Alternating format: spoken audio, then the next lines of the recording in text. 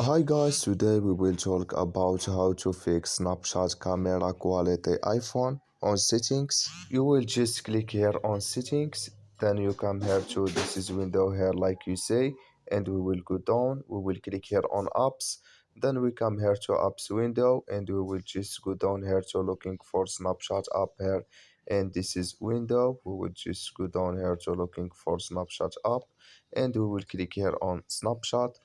Then we come here to next window, Snapchat window. We will click here on full stop, and we will click here on OK, and you will just click here on storage. Then you come to storage window. You will click here on clear cache. Then you will click here on clear data, and you just go to Play Store and update your Snapchat app, and it's going to work with you. So that's all now. I wish now you are get it. Thank you for your watching. Don't forget to support us by like and subscribe, and see you in next video about all Snapchat settings.